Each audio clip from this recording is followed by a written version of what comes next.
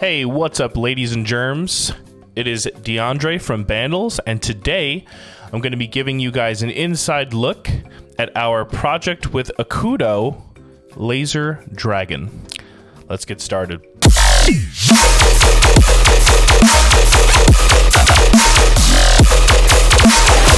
to start things off, I kind of want to talk about this intro. It's very cryptic, very ancient, and I'm going to talk to you guys a little bit about how you can recreate this kind of sound. Something that sounds a little bit, I don't know, Legends of the Lost Temple or Hidden Temple or whatever that Nicktoon show was. But anyway, all right, so we got some cool stuff going on here. Got lots of human voices to make it sound cool. Yeah. Got different flutes and stuff. And pretty much just a shit ton of reverb, really. So if I play this part all together here.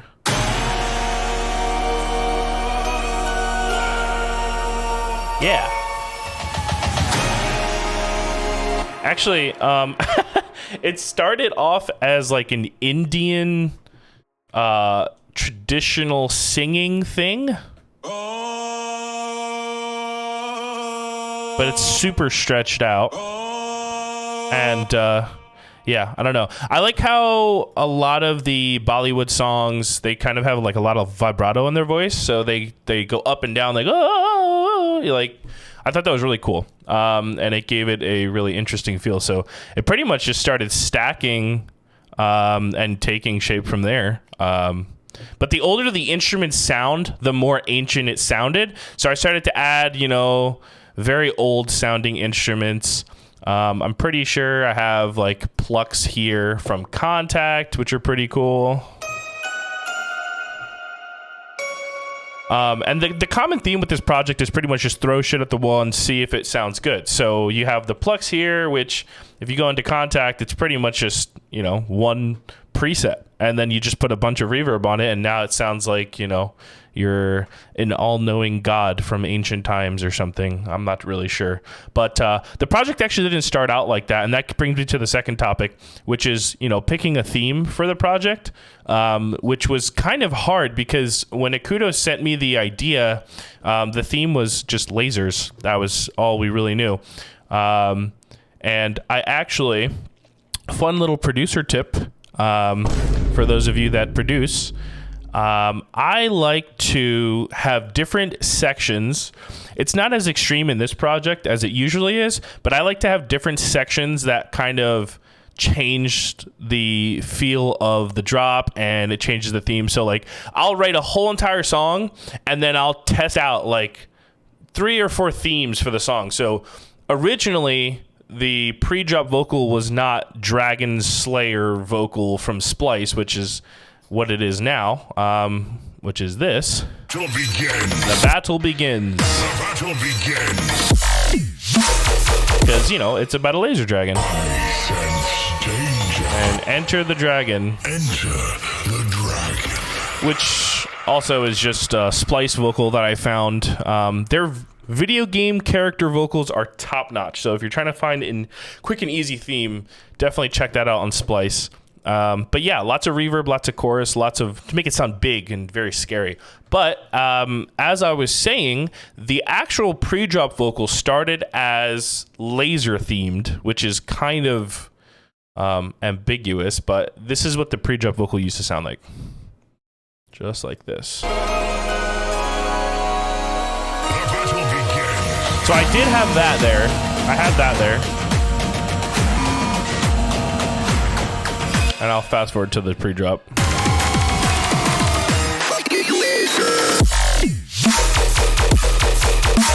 So it's effing Lazer. We're on YouTube, so we can't say the potty mouth words. But that's what it started out as, and it kind of shaped into this whole Dragon Slayer thing later. So that's a cool tidbit, but you guys don't care about that. Okay, going back to the actual meat of the song, let me open up our bass group here because there's some cool stuff going on here. So Akuto has a few sounds here that I really, really liked and ended up getting stacked. It's so funny. I was watching the Barely Alive project sound breakdown for, I think it was Computer Love. And I was like, ooh, how should I do the song breakdown? And then he starts talking about how simple everything is and everything has a purpose. And I'm just like, dude, that's not going to work. So pretty much, just like most of our songs, we like to call it intuitive producing, which is a fancy way of saying do thing and thing maybe do good, and then if do good, keep. If not, bad. Ooga booga. So pretty much the theme we're kind of, we've tried to follow with this because we started to get this really cool sound, or at least it was sent to me with this really cool sound. Thank you, Cairo. So whoever Cairo is, thank you, Cairo. Not too sure. But Akuto had this right here. And it was layered with this zap sound. Hence the effing laser part. So if you play them together, they kind of sound like this. Which is cool. But it just needed to be rounded out. And you could see that pretty much what's really going on here is we have a lot of layers that are being squished together to create a distortion effect. And this laser sound has so much saturation and is so distorted that it's just kind of sitting on top. So, also, that's kind of the reason we're going to give away the whole project file, is because there's not really one or two things that we can point to and say, hey, this is a good dubstep thing that we did. This will give you value. This will help you. Like, I think if we just give you the whole project and you guys can, kind of just sort through it, I think that'll be a lot more beneficial for you. But I digress from that. Hopefully you find something cool under the hood. But going back to the main sound. So if I solo the whole thing, as you can see, it's soft clipped together. We have a frequency shift automation. Very simple stuff. There's actually very few third-party plugins that are at work here. But yeah, so let me play the whole drop section. And it sounds kind of sporadic. I don't know why it sounds so bad by itself, but when you play it with the drop, it sounds pretty good. You know what? I think that another really cool thing that I could point out is something that we've been doing a lot in our productions. It's this concept of a top line that's in the key. It's in the key of the song, but it changes. So like if I play this is the said top line.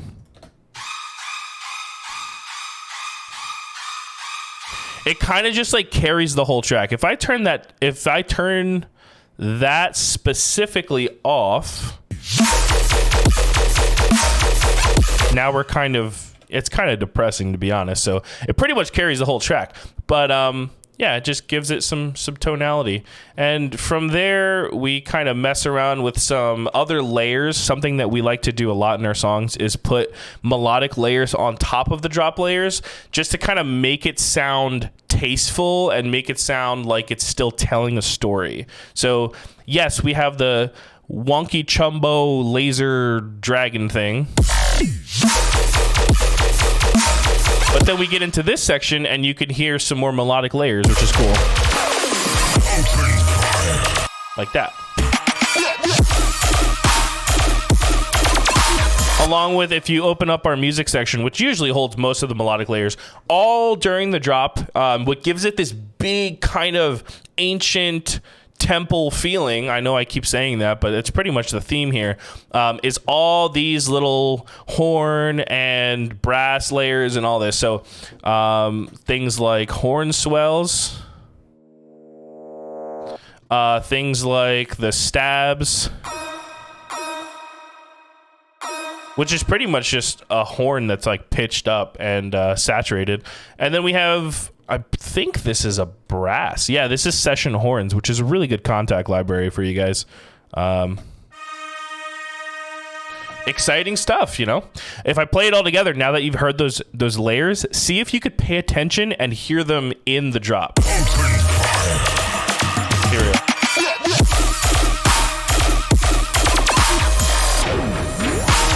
It's definitely subtle, but it works. And what it does is it creates this atmosphere that you can kind of get lost in, which is pretty cool. Also, going to the breakdown section of the track, this is one of my favorite parts of the track, because Akuto and I were on a call, and I was like, you know what would go really freaking well here? Some guitar. So I took out my guitar, and funny enough, how do you say that? Funny. What was funny is I actually didn't have a proper guitar setup. So what I did was I took this microphone that you're listening to me speak through right now, which is probably compressed. So it wasn't compressed like this, but I just stuck it up to my guitar amplifier, which is pretty cool. So I did that, and then I played this riff right here.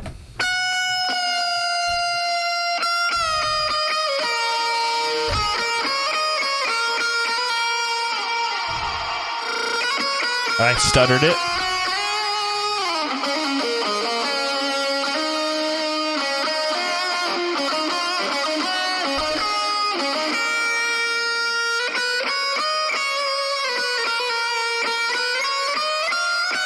Yeah.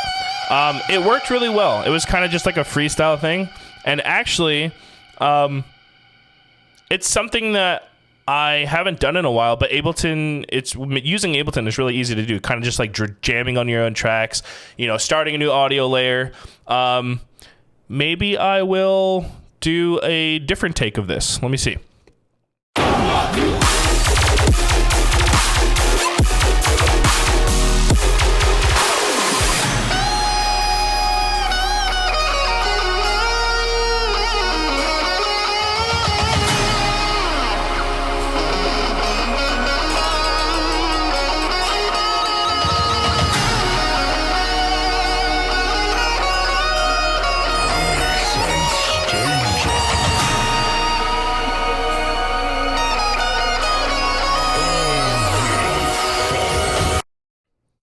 All right, back to brass tacks. So a lot of the track really just has to do with these melodic elements. You can see the music section, which is pretty much like all the things that have tonality and carry the shape of the story of the track, is all this blue stuff. And that's what's really carrying the track and making it something, just something that has character. If I solo it, again, you can hear...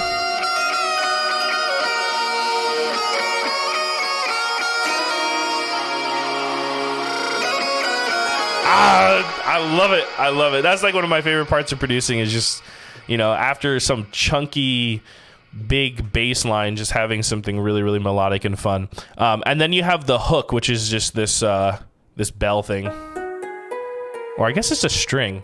I don't know. It kind of just wraps it up, tells you that the DeAndre playing guitar part is over.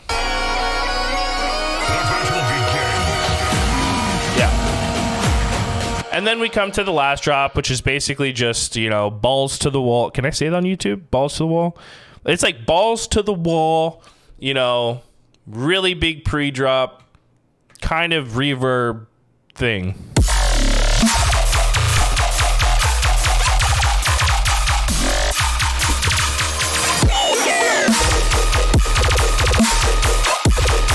I forgot to turn the laser thing off, but you get the idea. And a lot of it, like I said, a lot of it's trial and error. But it's really predicated. The main sound is, it's not predicated. It's relying on these two sounds. This one and this one. Right here. And then you squish them together with a saturator, just like Willie taught me. And you have this.